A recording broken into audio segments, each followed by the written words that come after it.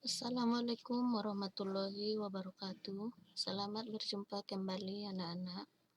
Masih bersama Ibu membawakan tutorial fisika di kelas 10. Di sini harapan Ibu anak-anak nanti dapat memahami apa yang Ibu jelaskan dan dapat mengikuti tutorial yang Ibu bawakan hari ini sampai selesai. Di sini Ibu akan menjelaskan dinamika rotasi dan keseimbangan benda tegar, di mana dia di submaterinya ada momen gaya.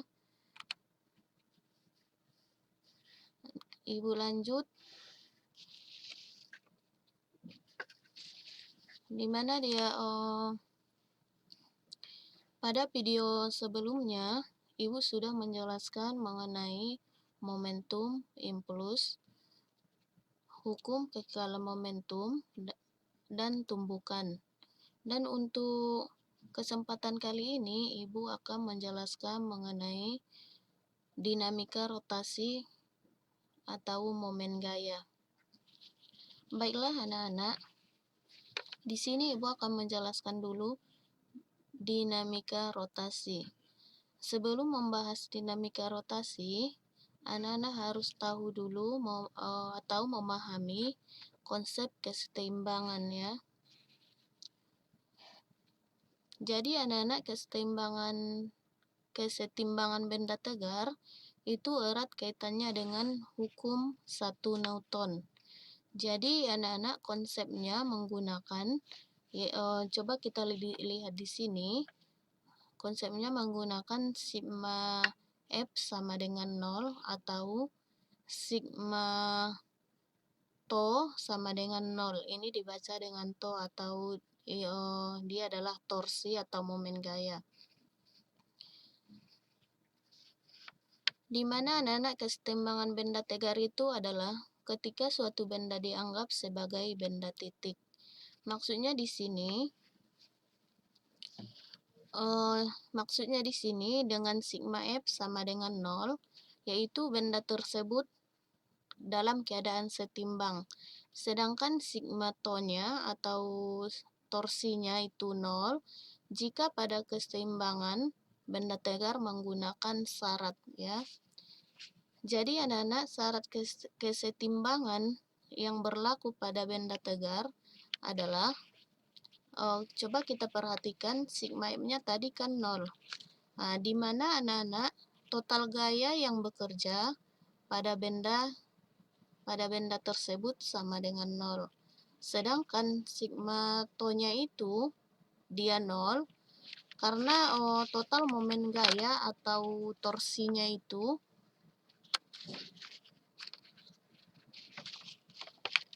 jadi total momen gaya atau torsinya bekerja pada benda yang sama dengan 0, itu maksudnya.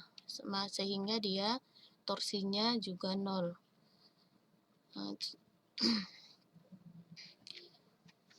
Dan sekarang Ibu akan menjelaskan dinamika rotasi. Baiklah anak-anak, apa itu dinamika rotasi? Jadi, dinamika rotasi itu adalah ilmu yang mempelajari mengenai pergerakan benda yang berputar pada poros atau titik tempuhnya.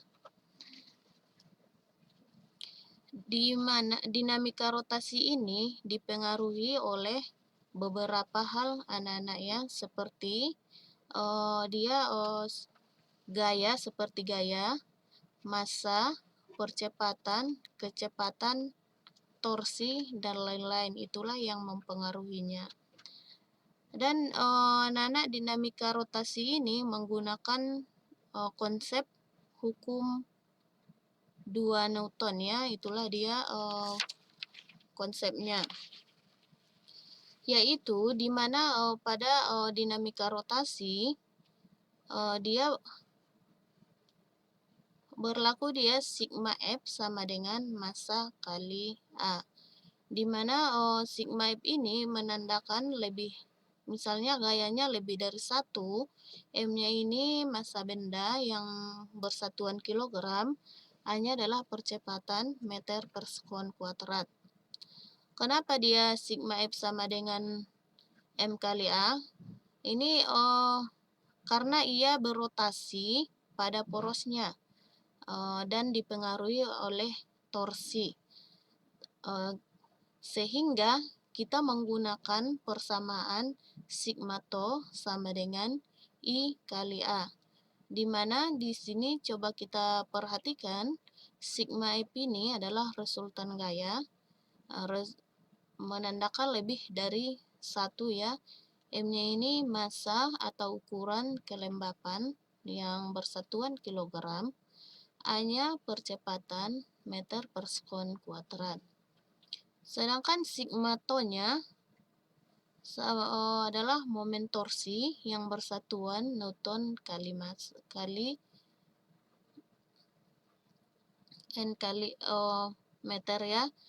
Sedangkan I-nya adalah momen inersia yang bersatuan kilogram meter kuadrat.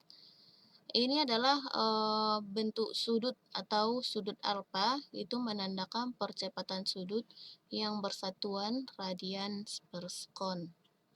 Jadi anak-anak, kedepannya ketika kalian mempelajari dinamika rotasi, maka kalian akan menemukan rumus dengan bentuk lain atau bentuk baru dari gerak lurus, yaitu dari gerak lurus atau gerak translasi.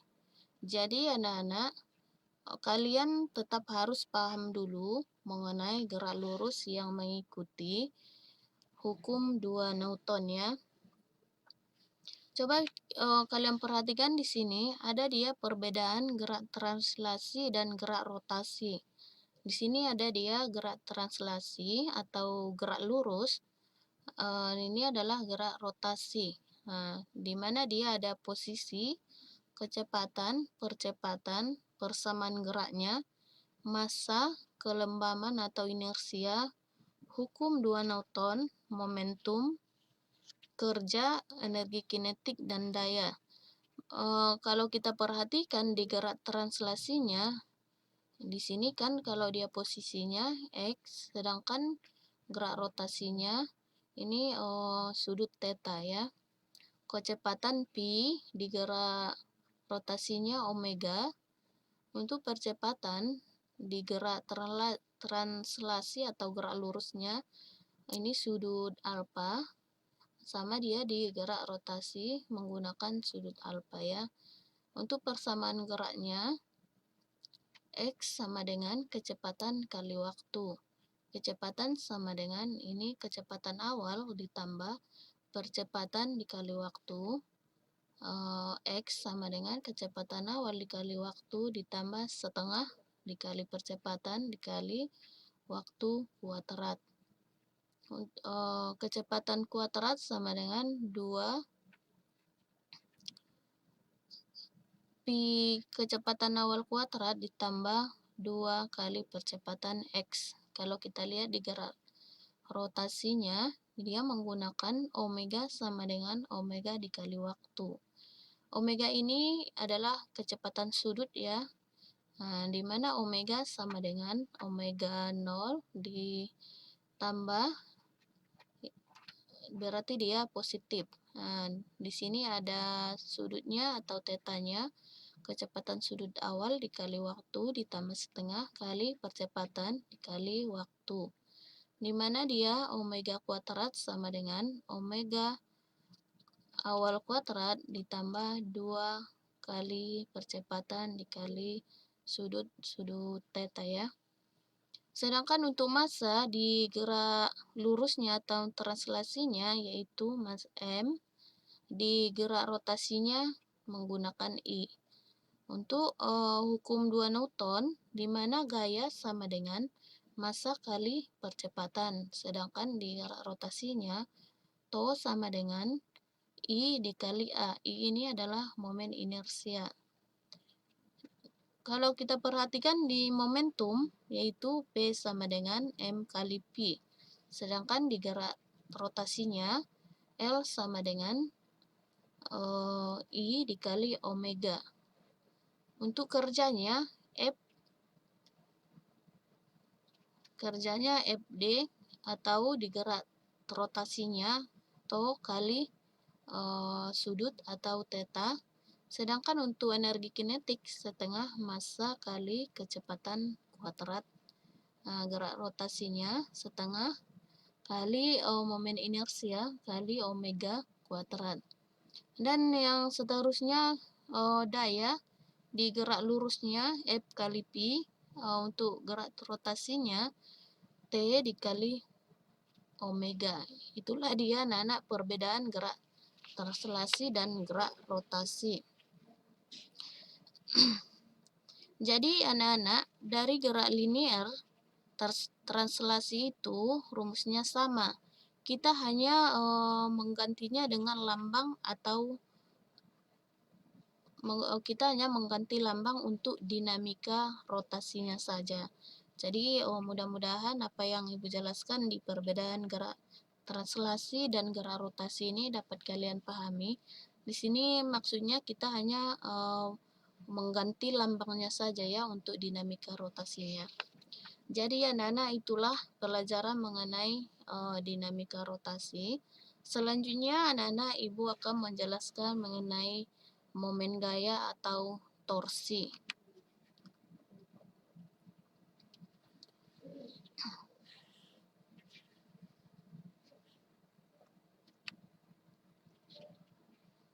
Kita menggunakan Ibu akan menjelaskan momen gaya atau torsi ya anak-anak. Untuk di mana di sini torsi ini dibaca dengan to ya. Ini coba kita lihat simbolnya ini dibaca dengan to.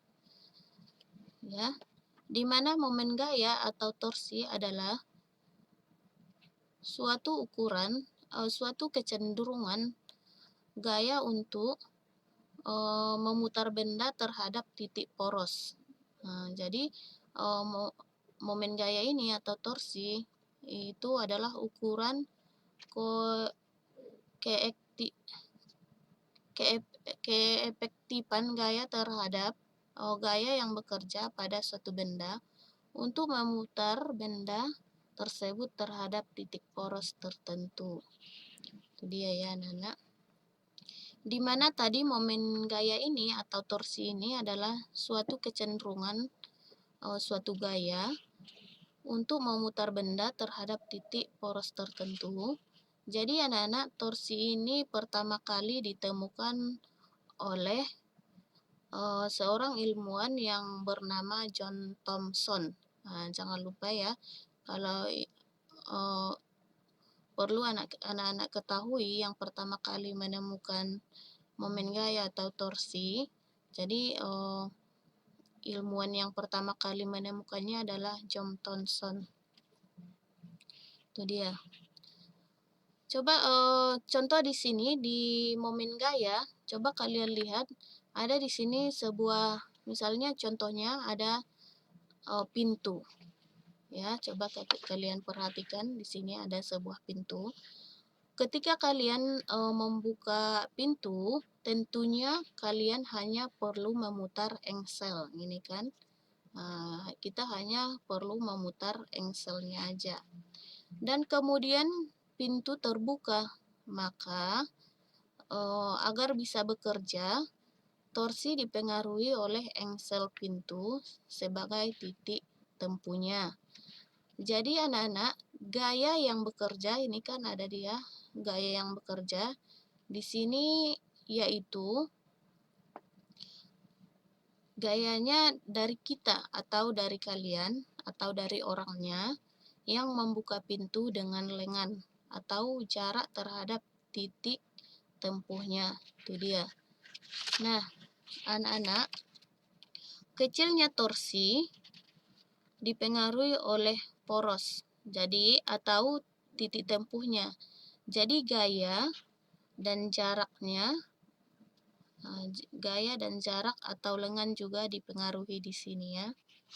Sehingga anak-anak, torsi ini merupakan perkalian antara gaya dengan jarak. Coba kalian lihat rumusnya di sini kan, seperti yang Ibu bilang, torsi itu merupakan perkalian antara gaya dengan jarak. Ini to sama dengan F kali R, atau torsi sama dengan F gaya dikali jarak. Nah, di sini coba kalian perhatikan, T-nya itu adalah momen torsi yang bersatuan Newton meter, F-nya gaya yang bersatuan Newton, R-nya jarak gaya terhadap poros satuannya meter. Dan untuk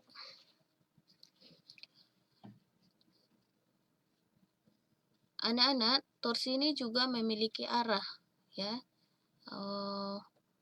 Torsi ini memiliki arah. Kalau arahnya berlawanan dengan jarum jam, berarti nilainya positif. Sedangkan searah jarum jam, dia bernilai negatif, itu aja. Torsi juga akan bekerja maksimal ketika gayanya ini ketika gaya yang diberi tegak lurus. Yang berarti kalau dia tegak lurus, berarti dia 90 derajat. Kalau gayanya tidak tegak lurus, bagaimana anak-anak? Coba kita perhatikan contohnya. Kalau dia tidak tegak lurus, di sini ada sebuah ilustrasi atau contoh torsi ketika gaya yang diberikan dia tegak lurus atau miring. Nah, sehingga dia dirumuskan, ini kita lihat pada benda yang ini, ya. Kalau kita perhatikan contohnya ini, ketika gaya yang diberikan tegak lurus atau miring, sehingga rumus torsinya yaitu torsi sama dengan F kali sin theta dikali R, di mana T ini adalah momen torsi yang bersatuan Newton kali meter, sedangkan M-nya gaya kali satuannya Newton, sin theta itu menandakan sudut antara R dengan F, sedangkan R-nya jarak gaya terhadap poros yang bersatuan meter. Itulah dia, anak. Selanjutnya, anak-anak, hubungan beberapa momen gaya. Coba kita lihat hubungan beberapa momen gaya atau sigma torsi atau sigma tau. Dapat kalian lihat di mana momen gaya total pada suatu benda disebabkan oleh dua buah gaya atau lebih dari dua buah gaya yang bekerja pada suatu poros, yaitu dapat kita lihat ini kan dia lebih dari dua buah gaya yang bekerja pada suatu poros, di mana sigma to-nya sama dengan to1 ditambah to2 ditambah to3 dan seterusnya. Berarti di sini maksudnya hubungannya ini, hubungan beberapa gayanya berarti lebih dari satu gaya yang bekerja pada poros. Itulah dia, anak-anak, untuk penjelasan Ibu mengenai dinamika rotasi dan kesetimbangan benda dan diikuti oleh momen gaya. Biar lebih jelasnya, di sini Ibu akan menjelaskan contoh soal yang pertama.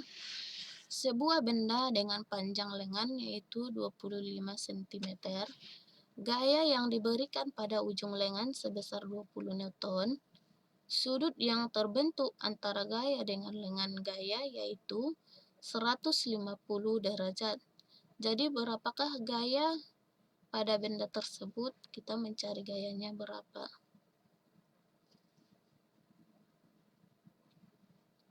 Berapakah torsi? Jadi sedikit kesalahan, ya, anak-anak. Di sini kita mencari torsinya berapa. Untuk itu kita harus membuat dulu apa itu yang diketahui. Jadi di sini yang diketahui adalah sebuah benda dengan panjang lengan. Tadi kan panjang lengan sama dia dengan jaraknya berapa. Berarti jaraknya 25 cm. Kita tukar ke meter, kita konversikan dulu. Berarti dia menjadi 0,25 meter. Sedangkan untuk gayanya yaitu 20 Newton, sudutnya Sudutnya yaitu 150. Yang ditanya adalah torsinya, berapakah torsi pada benda tersebut. Untuk itu kita masukkan rumus mencari torsi diikuti dengan menggunakan sudut ya. Tau sama dengan R kali F sin theta. Kita masukkan tadi R-nya berapa?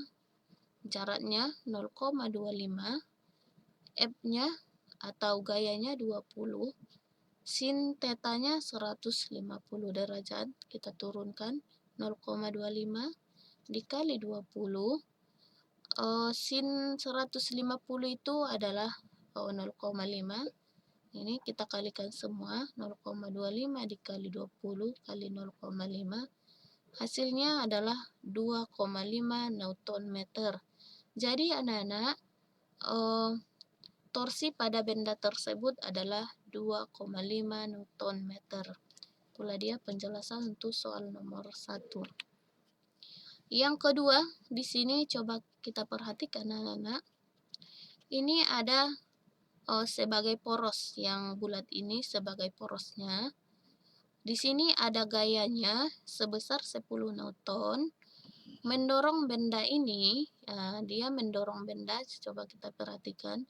Mendorong benda atau batang ke bawah ya. Jadi nampak dia didorong ke bawah dengan cara yaitu R-nya 1 meter. Jadi yang kita cari di sini berapa torsinya ya. Itu kita buat dulu diketahui, gayanya tadi 10 Newton, jaraknya 1 meter, yang ditanya adalah tau. Kita masukkan tau sama dengan R kali F. Jadi tau sama dengan R-nya negatif 1. Kenapa dia negatif 1? Karena anak-anak di sini, karena dia negatif 1, kalian bisa bayangkan bahwa benda didorong ke bawah sehingga bendanya itu berputar ya. Kalau dia berputar, bendanya tadi didorong ke bawah sehingga dia berputar searah jarum jam. Kita bayangkan aja bendanya itu berputar ke bawah sehingga dia searah dengan jarum jam. Jadi nilainya negatif 1 dikali 10. Hasilnya adalah tau sama dengan negatif 10. Sehingga torsinya negatif 10 Newton kali meter. Itulah dia untuk penjelasan yang kedua. Untuk yang ketiga, sebuah baut akan diputar menggunakan kunci pas dengan gaya 40 Newton. Jika titik tangkap gaya bekerja berjarak 50 cm dari titik pusat baut, berapakah besar momen gaya terhadap baut tersebut? Jadi di sini kita mencari momen gaya atau torsinya. Jadi di sini gayanya tadi 40 Newton, jaraknya 50 cm, kita tukar ke meter yaitu 0,5 meter. Sudutnya 150 derajat. Seperti tadi yang udah Ibu jelaskan, sudutnya ini harus kita tukar ya. Jaraknya 40, jaraknya tadi 0,5 meter, gayanya 40, sin 150 itu adalah 0,5. Jadi kita kalikan 0,5 kali 40 kali 0,5, hasilnya 10 Newton meter. Jadi anak-anak, besar momen gaya terhadap baut adalah 10 Newton kali meter. Mudah-mudahan anak-anak apa yang dijelaskan dapat kalian pahami. Di sini ada 3 soal yang harus kalian kerjakan ya. Ibu bacakan. Panjang batang AB adalah 2 meter dan besar gaya F sama dengan adalah 10 Newton. Tentukanlah momen gaya terhadap titik A dan arah rotasi batang A dan B, AB. Yang kedua, sebuah benda bekerja gayanya 10 Newton. Gaya tersebut berjarak 25 cm. Berapakah besar momen gaya tersebut jika sudutnya 150 derajat? Yang ketiga, hitunglah torsi atau momen gaya benda di bawah ini dengan sudut 90 derajat. Nah, di sini dia seperti tadi, ini sebagai poros, ini gayanya dengan 10 newton, panjangnya ini atau jaraknya 1 meter. Itulah dia tugas untuk kalian anak-anak. Mudah-mudahan apa yang ibu jelaskan untuk hari ini dapat kalian pahami. Jangan lupa Nana untuk ditonton sampai selesai. Ibu sudahi dengan salam. Assalamualaikum warahmatullahi wabarakatuh.